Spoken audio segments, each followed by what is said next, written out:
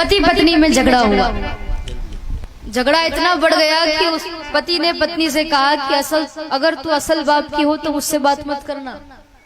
तो पत्नी ने भी कह दिया कि अगर तुम असल बाप के हो तो मुझसे बात मत करना। 1 महीना हुआ, 2 महीने हुए, 3 महीने हुए, बोलचाल शुरू नहीं हुआ।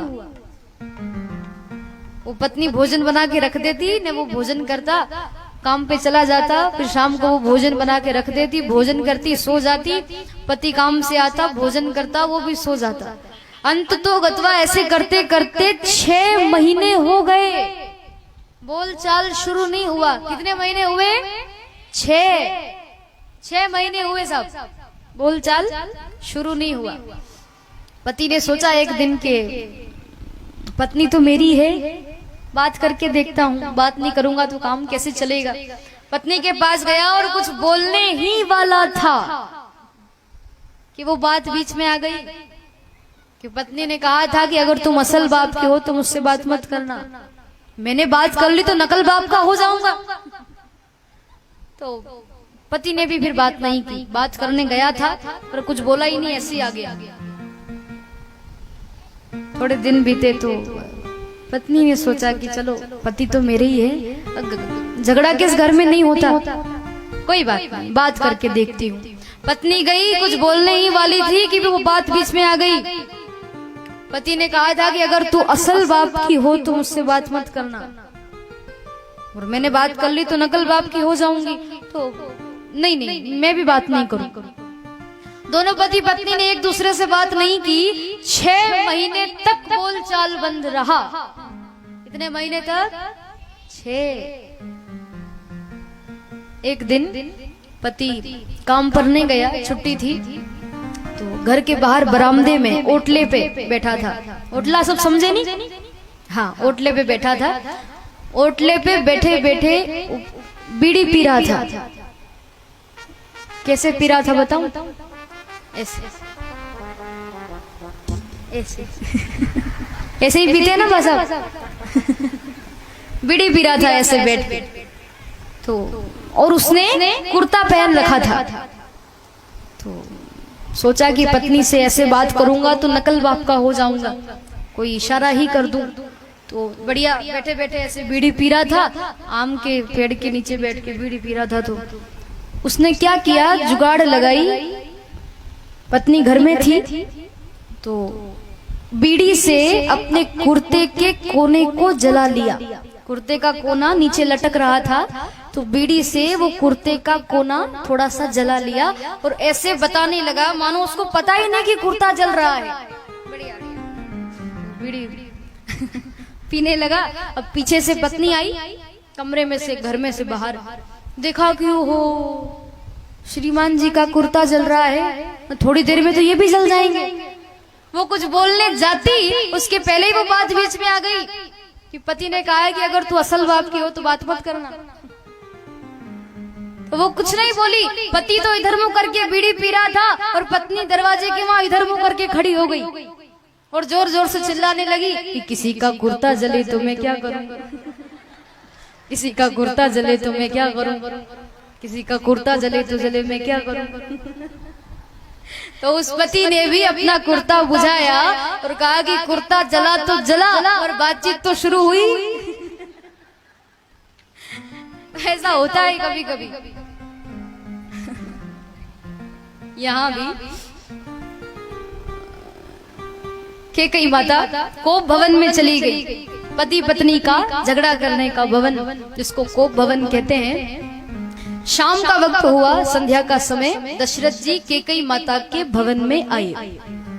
सांझ समय सानंद नृप गयहूं कैकेयी गेह, गवनु निठरता निकट किय, जनु धरु देह स्नेह। शाम के वक्त, संध्या के समय दशरथ जी कैकेयी माता के भवन में आते हैं। तो मंत्रा ने कह दिया कि वो तो यहाँ नहीं है, कोप भवन में है।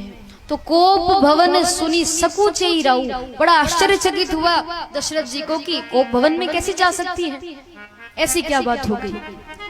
तो कोप भवन में भागते हुए दशरथ जी आए और केकई माता गुस्से में बैठी थी, तो केकई माता के पास आकर बैठ गए और जाई निकट द्रप कह मृदुबानी, जाय निकट नृप कह मृदुबानी, प्राण प्रिया के ही हेतु रिसानी, ओ प्राण प्रिया के ही है तू रिसानी, जाई निकट नृप कह मृदुबानी, जाय निकट नृप कह मृदुबानी, प्राण प्रिया के ही हेतु रिसानी, ओ प्राण प्रिया के ही है तू रिसानी, के ही हेतु रिसानी, के ही है तू रिसानी। दशरथ जी केकई माता के पास आकर के मधुर वाणी में कहने लगे, मेरे भाई बहन दशरथ जी की वृद्धावस्था तक काम वासना नहीं गई। बार बार केकई माता की तारीफ करने लगे, बार बार उनसे कहने लगे, बार बार कहराऊ सुमुखी सुलोचनी पीक बचनी, कारण मोहि सुना हो गज गामिनी निज कोप करी। बार बार तारीफ करने लगे। सुमुखी यानी सुंदर मुख वाली, सुलोचनी सुंदर नेत्र वाली, सुंदर आंखों वाली, पीक बचनी सुंदर बोलने वाली, अच्छा बोलने वाली, और गजगामिनी यानी हाथी की तरह चलने वाली। आप के रूठने का कारण क्या है? आप ऐसे गुस्से में क्यों बैठी हो? आपको क्या चाहिए? आपको किसी ने कुछ कह दिया हो तो बताओ। बार बार दशरथ जी तारीफ करने लगे कि क्या मांगना चाहती हो मांग लो, आप जो मांगोगी मैं आपको देने के लिए तैयार हूँ। आप गुस्से में बैठी हो, मतलब आपको कुछ न कुछ मांगना है, तो क्या मांगना चाहती हो मांगो। केकई माता गुस्से में आकर कहने लगी, मांगो मांगो पे कहूँ पीर, कबहु न देहु न लेहु, देन कहेहु वरदान दुई, तेहु पावत संदेहु। केकई माता गुस्से में कहने लगी कि बार बार कह रहे हो कि मांग ले, ना कुछ देते हो ना कुछ लेते हो।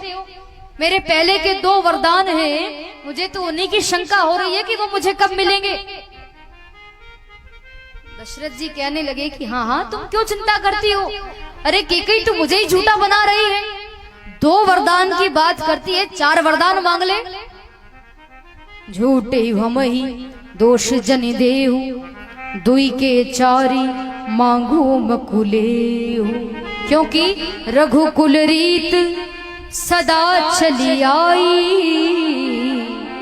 प्राण जाई पर वचन न जाई। देवी हमारे रघुकुल की ये रीत है कि जो राजा कह देता है फिर उसका वचन सत्य है, और तू है कि मुझे झूठा बना रही है। 2 वरदान की बात करती है तो 4 वरदान मांग ले। क्या मांगना चाहती है? मांग। केकई माता ने कहा कि ऐसे नहीं, पहले आप राम की सौगंध खाकर कहो कि मैंने तुझे वरदान दिया। राम की सौगंध खाकर कहो। तो दशरथ जी ने कहा कि इसमें सौगंध खाने वाली कौन सी बात है? तुम जो मांगोगी मैं तुम्हें दूंगा। मना कर दिया केकई माता ने कि नहीं, आप पहले राम की सौगंध खाइए, उसके बाद ही मैं कुछ मांगूंगी। तो हाथ में जल लिया और दशरथ जी ने संकल्प लिया, सौगंध खाई। मध्यस्थ मेरी बात का यह राज भवन है, साक्षी है यह आकाश, यह पृथ्वी है पवन है,